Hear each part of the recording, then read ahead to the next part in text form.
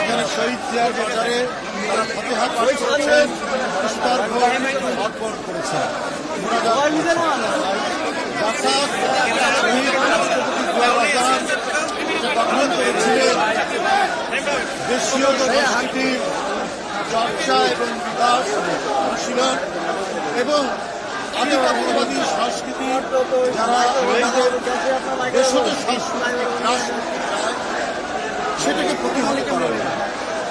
এই জাসাসে আপনারা জানেন একসময় বিখ্যাত মানুষরা যারা এই জাসাসে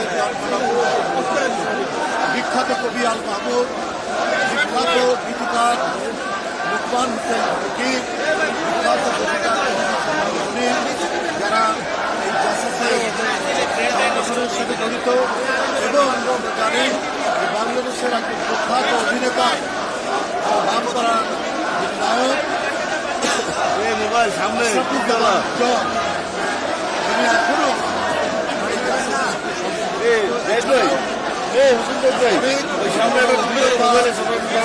শিল্পী, নাট্যকার, গীতিকার, কবি, সাহিত্যিক যুক্ত ছিলেন, মারা গেছেন। আমাদের বাবুল আহমেদ মালিক বাবুল ভাই এরা জাসাসের নেতৃত্ব দিয়েছেন। এরপরে হেলাল খান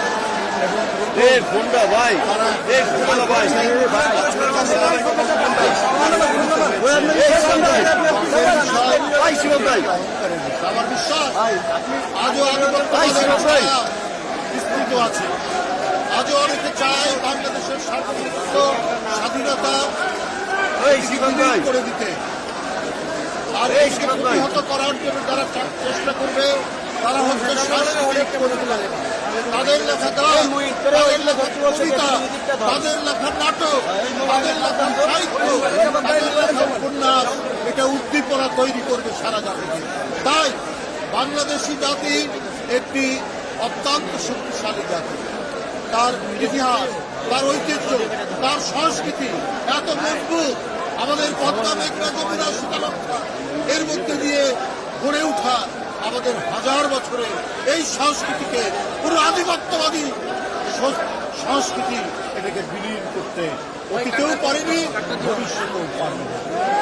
আমি জাসাসের 47তম প্রতিষ্ঠা বার্ষিকীতে আজকে এই অঙ্গীকারই আমরা আমাদের স্বাধীনতা সার্বভৌমত্বের থাকতে আধিপত্যবাদের যে ধাবা যে বক্তব্যটি দিয়েছেন বিএনপির ভারপ্রাপ্ত চেয়ারম্যান যেদিন দেশে এসেছেন সেই দিন 25 ডিসেম্বর এই ধাবা প্রতিহত করা, এই ধাবার বিরুদ্ধে পাল্টা জাতীয় সংস্কৃতি গড়ে তোলে এবং যেটি আন্তর্জাতিকভাবে অভিনন্দিত হবে, আন্তর্জাতিকভাবে সুনাম হবে, সেই আমাদের সাংস্কৃতিক ব্যক্তিত্ব গড়ে তুলবে জাতীয়তাবাদী সামাজিক আপনাদের কাছে আমি 47তম বার্ষিকীতে শহীদ জিয়ার বাজারে জাতীয়তাবাদী সাংস্কৃতিক আজকের যে কর্মসূচি আপনাদের এই র্যালি এখানে এই বাজারে পুষ্পস্তবক এবং হওয়ার পরে তারা এখন র্যালি করবে। আমি সেই র্যালির উদ্বোধন করব। আপনারা এখানেই র্যালি জাসাসের র্যালির শুভ উদ্বোধন ঘোষণা করছি।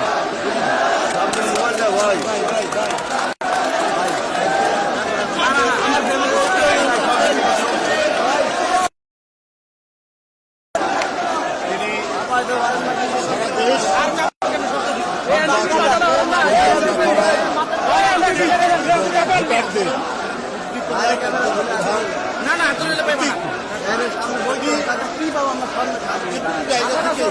সারা বাংলাদেশ তার নেতৃত্ব এবং তার দেশের মানুষ জাতীয় হিসাবে গ্রহণ করেছে।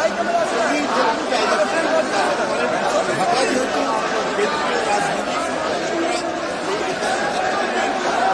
নির্বাচন করা এবং সেই নির্বাচন পরিচালনা করার নেতৃত্ব দেওয়া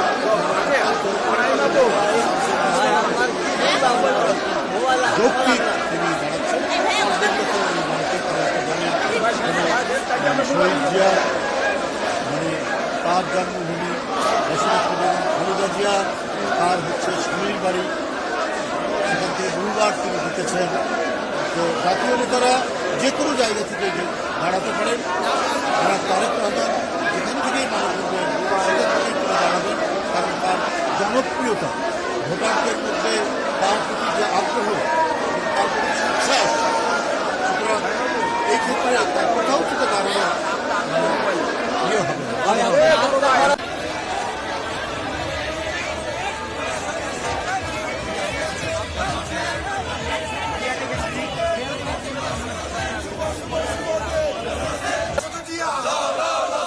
মুক্তিযুদ্ধের নায়ক জিয়া কে বলে রে জিয়া নয়।